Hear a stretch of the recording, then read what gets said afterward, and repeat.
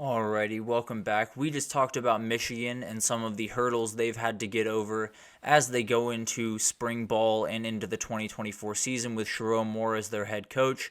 And now let's talk about some of the contenders. This obviously does include Michigan because they're one of the big time contenders of this upcoming year if they can figure out some things. And some other teams that need to figure out some things. Let's jump off with Georgia here, a team that a lot of people look around and do not see any holes in this team, and it's hard to find some. I'll be totally honest with you. There is talent littered all over this team. There is so many incredible players, but I've narrowed down the secondary as the place that could be the Achilles heel for Georgia. I think a lot of you are expecting or would expect me to say the wide receivers and the tight ends and the outside talent that is leaving with Lad McConkey and Marcus Rosemy-Jack Saint, and obviously Brock Bowers, the big guy, heading off to the NFL.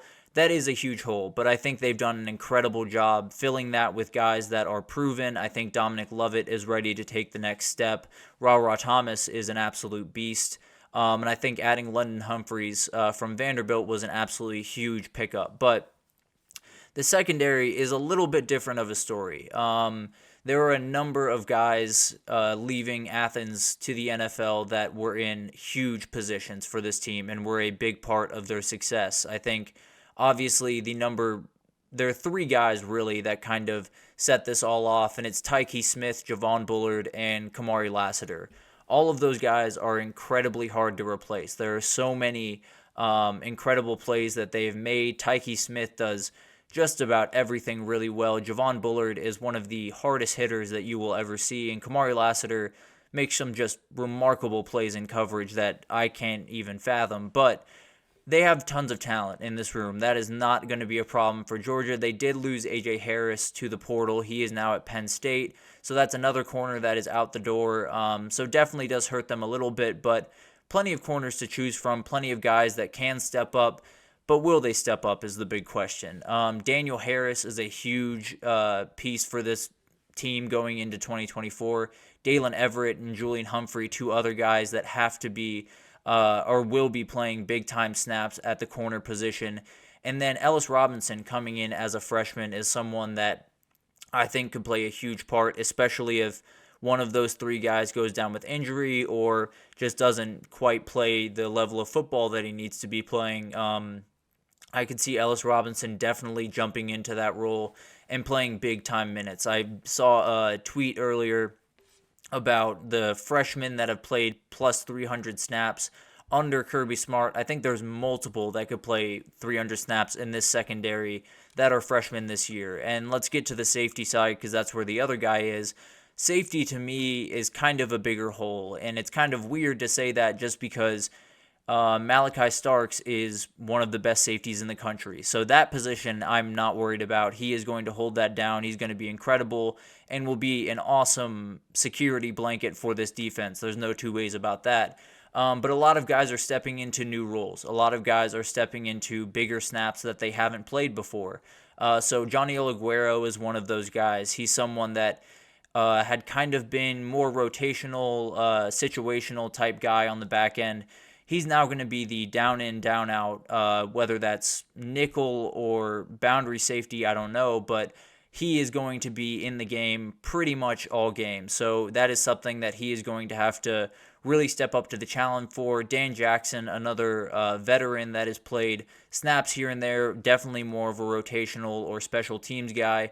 He'll be a bigger part of the rotation for sure. But the freshman that I'm watching for this one is KJ Bolden. He's someone that is coming from Buford High School in Buford, Georgia, and the dude can flat out play. Flipping this guy from Florida State on signing day is as big of a flip as Georgia's gotten in quite some time. He's someone that absolutely could play 300 plus snaps next year as a freshman, and I tend to believe he will be the day one starter at one of those safety positions. I'm not exactly sure where he fits into that puzzle, but it's going to be really hard to keep that kid off the field. So the way I look at this kind of hole, if you will, for UGA is they've been able to reload at essentially every position. They've always been able to recruit really well. They've always been able to have enough guys in that room to fill pretty much any hole that they possibly needed to. But at the end of the day, those guys have to step up. The talented guys that you recruit have to become, the big time players on Saturdays. And that's always something that is a lot easier said than done. So it'll be interesting to see how some of those younger guys step up, including Ellis Robinson and KJ Bolden. But let's jump over to Texas, another team that people have a lot of hope in going into 2024, going into the SEC.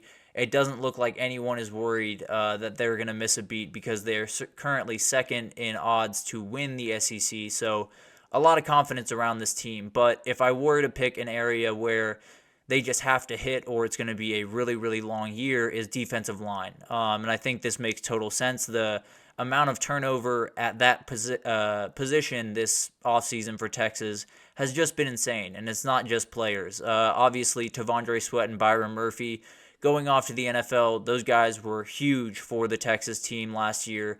And then Bo Davis, the interior defensive line coach, heading out. Kenny Baker coming in from the Miami Dolphins. A lot of turnover in this room, a lot of different things happening. But like UGA, Texas is not clamoring for talent. Talent is not where Texas lacks. That has never really been where they lack. So they have the guys, but the guys have to step up into big positions. Alfred Collins and Vernon Broughton seem to be the two guys that are kind of the leaders in the clubhouse to become the Byron Murphy, T'Vondre Sweat of this upcoming year. But a couple other guys to keep your eye on. Jere Bledsoe has done an incredible job, apparently, in the early parts of spring and winter conditioning, and he's someone that the staff seems to love a lot. Sadir Mitchell is somehow bigger than T'Vondre Sweat, which is just terrifying to think about. He would be, I think, the second biggest D lineman that has ever come through the draft today. If you were to go through, he's about 372 pounds. So just to give you an idea of the size that they have on that line. And then Aaron Bryant. So all those guys are going to be some rotational guys. I think there will be a lot more rotation this upcoming year at that position than there was a year ago because you don't have those T'Vondre Sweat and Byron Murphy to just hold it down in the entirety of the game.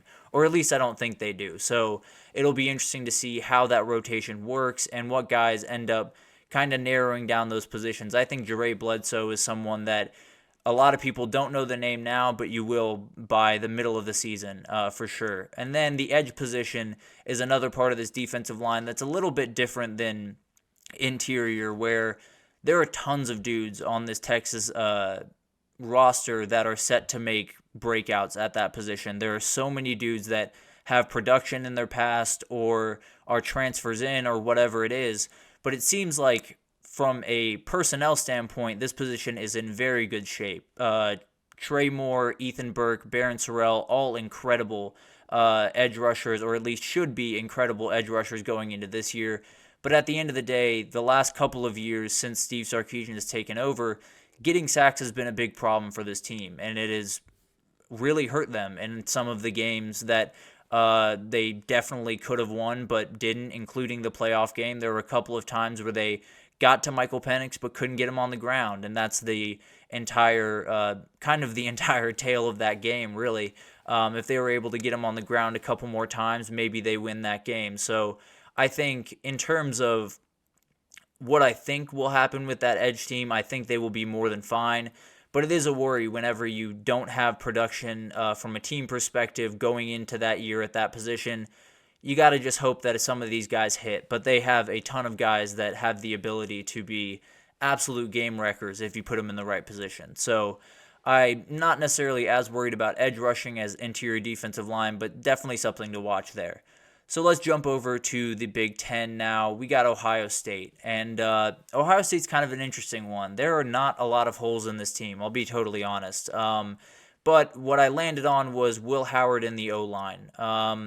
The O-line is probably the bigger of the two worries in my eyes, just because last season there were a number of not-so-great reps from that offensive line. There were a lot of moving parts, some guys coming out with injury, some guys coming in from the transfer portal and having to start right away when it might have been better off, sitting a little bit and kind of getting up to speed a little bit before jumping onto the field. But at the end of the day, O-line just has to be good. But let's talk about Will Howard here for a second. I think there are a lot of people out there talking about Ohio State and saying, well, if Will Howard's under center, there's no chance that they, win a title. There's no chance they do what they want to do. It's a Kyle McCord situation all over again. And I think that is just beyond crazy, if I'm being totally honest. I think this is a guy that started 4 years at Kansas State, won a Big 12 championship, has done incredible things in his past, can run and throw the ball, has a ton of tools.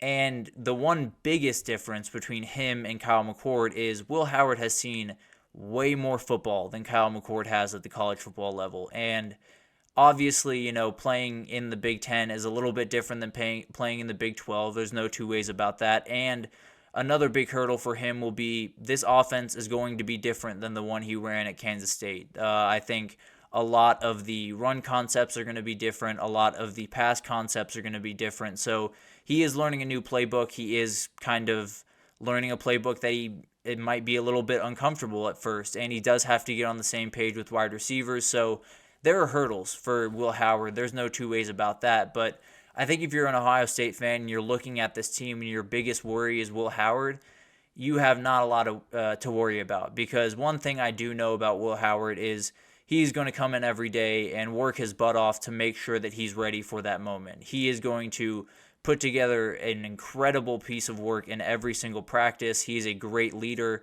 I think there are a number of things to like about this kid. So it's a hole in the sense that you never really know what a kid's going to look like until he gets out on that field and you see him in real time. But I would not be worried about Will Howard if I was an Ohio State fan. The O-line would be a little bit more worrisome. And then if the O-line struggles, then Will Howard might become a problem pretty quickly. So those kind of go hand in hand. But the O-line of those two, the O-line is the one that is a little bit more worrisome to me than Will Howard. But let's jump over to another Big Ten team that is getting a lot of attention, Oregon, a team that is jumping up a lot of top 10, top 15, top 25 rankings because of all the talent they brought in from the portal, because of what Dan Lanning is building out there. I talked about it when I did my top 10 coaches. I think he's building an SEC roster all the way out in the Pacific Northwest. So a lot of really interesting things happening in Oregon. But if I was to peg one place where I am a little bit worried about them, it is the pass rush. Brandon Dorlus and Popo Almovaya, I apologize, that was totally butchered, but those two guys were absolutely huge to this team. They made an absolute huge difference. Dorlus especially was an absolute game wrecker at times, made a number of really big-time plays. And there are two guys that really need to step up to kind of replace that void. And it's Mateo Uiagalelei, the brother of DJ, and then Jordan Burch, a transfer from South Carolina that came over last year and had a 3-sack season, didn't really have the season that they were hoping for. Mateo Uiagalelei had 2. Brandon Dorlus had 5 by himself. So he doubled them. He essentially was both these players combined. So they have a lot of shoes to fill. They have to definitely step up to the challenge. But I think one of the ways that they got helped out this offseason is Jamari Caldwell coming in from Houston is an absolutely huge pickup. He is someone that they're going to have to double because that is a big fella, and they're not going to be able to handle him just one-on-one on the inside. So that creates a lot more one-on-ones for Jordan Burch or for Mateo Uiagalelei. So those guys are going to get their wins because they're uber athletes. So as long as you put them in as many one-on-ones as you can, I think they could be successful. But pass rush, if you can't get home, it's going to be quite the long year, I think, for Oregon and the Big Ten. But let's jump back to the SEC, and then we'll jump back to the Big Ten for our last one. So Alabama is a team that I think some people think they have no shot at winning a title. I tend to believe they have a very good shot at winning a title, but I suppose we'll figure out with time. And I think one of the biggest areas where they need to be a little bit concerned, possibly go into the portal after spring, is wide receiver. And it's not for necessarily lack of on-paper talent. It's just lack of production in a lot of ways. They lost Isaiah Bond to Texas, who was their leading had their leading receptions, and then Jermaine Burton was their leading receiving yards.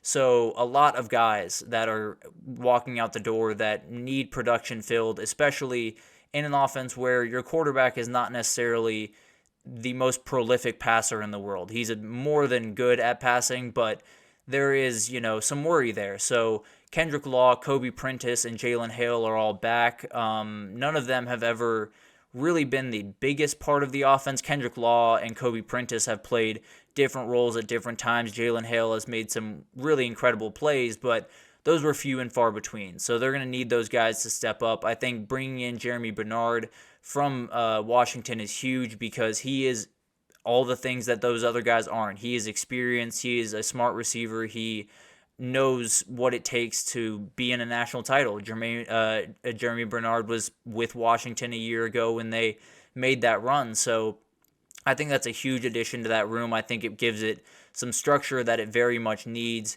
And then Jamarcus Shepard, having him as the position coach is just a huge help to this room because these receivers, while not maybe up to the standards of Alabama, with all of the SEC talent that they have had rolling through there, whether it was Jerry Jeudy or Henry Ruggs or all of just incredible amount, Devontae Smith, obviously, just incredible amounts of receivers rolling through there.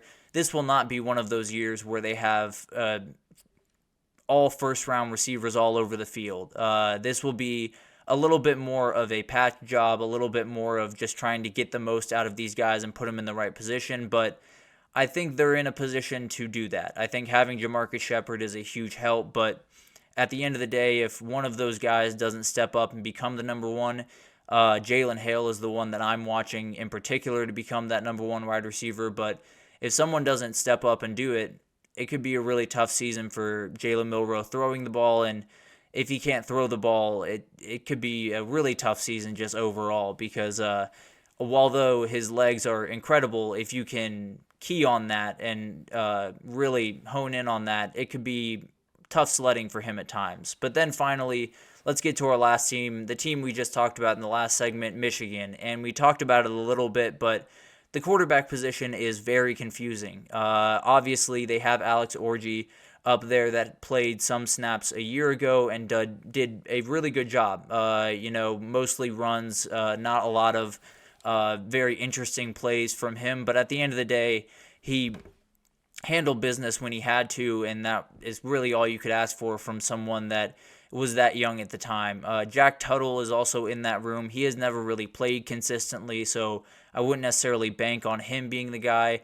And then Jaden Davis is a freshman coming in, uber talented, probably will be the quarterback in 2025, but I'm not sure if he's ready for the big lights quite yet in 2024. But he's someone that absolutely, if he comes along a little bit faster than I'm expecting, could be the guy. So it'll be interesting to see how that quarterback room shakes out. I think one of the big helps to that quarterback room is the running back room that they have. Donovan Edwards and Khalil Mullings is a great running back duo. Having the O-line will likely be solid just because Sharon Moore knows how to coach offensive line. They've been recruiting it incredibly well. So even though losing 6 guys to the NFL, all 5 starters, they should be able to reload at that position and just keep the train rolling there. But Michigan is in a position where I think they can definitely make a lot of noise if they can figure out this quarterback position. But there is that other scenario. There is that bottoming out scenario where they don't have a guy like J.J. McCarthy that takes care of the ball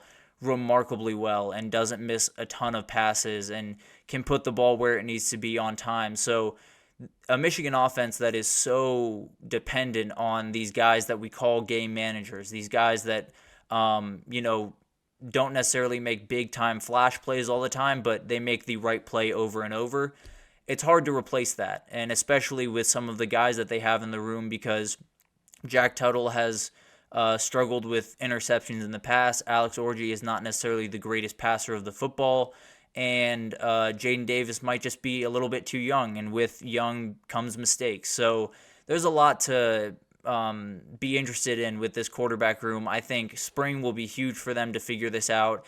I would not be surprised if they dip their toe into the portal after spring if all of these things don't come to fruition the way they like. But at the end of the day, I think Michigan, if they can figure out that quarterback position, they're ready to go. If they can't, then it could be kind of an ugly season after what was a remarkable one a year ago. But that'll do it for the Michigan talk for the day. A lot of Michigan on this show, but we're going to take our last break of the show, and when we come back, we're going to talk about my Hot Take Thursday, a little bit about NIL. Some of you might agree, some of you might not agree, but I think it's a good one. I think it's one that a lot of people are talking about right now. So definitely stick with us, and we will be right back with that.